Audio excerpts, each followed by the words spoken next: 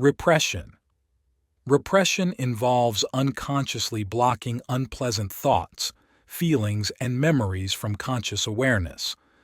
This defense mechanism is often the basis for many other defense mechanisms, as it allows individuals to avoid confronting painful realities directly. Denial. Denial is the refusal to accept reality or facts, acting as though a painful event, thought, or feeling does not exist. This mechanism is common in situations where the truth is too overwhelming to handle. Projection. Projection involves attributing one's own unacceptable thoughts, feelings, and motives to another person.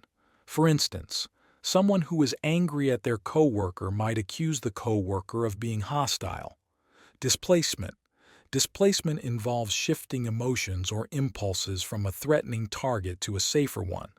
For example, a person who is angry at their boss might take out their frustration on a family member. Regression. Regression is reverting to an earlier stage of development in the face of unacceptable thoughts or impulses. An adult under stress might revert to childish behaviors, like throwing a temper tantrum.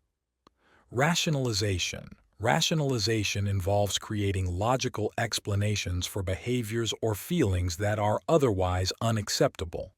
This mechanism allows individuals to justify their actions and avoid true explanations. Reaction. Formation. Reaction formation entails converting unwanted or dangerous thoughts, feelings, or impulses into their opposites. For example, a person who feels insecure might display overly confident behavior to mask their true feelings. Sublimation. Sublimation involves channeling unacceptable impulses into socially acceptable activities.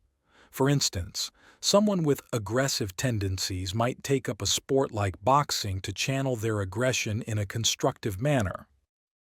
Intellectualization. Intellectualization involves using logic and reasoning to block out emotional stress and conflict. This mechanism allows individuals to focus on the factual and logical aspects of a situation rather than the emotional ones. Undoing. Undoing is an attempt to take back an unconscious behavior or thought that is unacceptable or hurtful.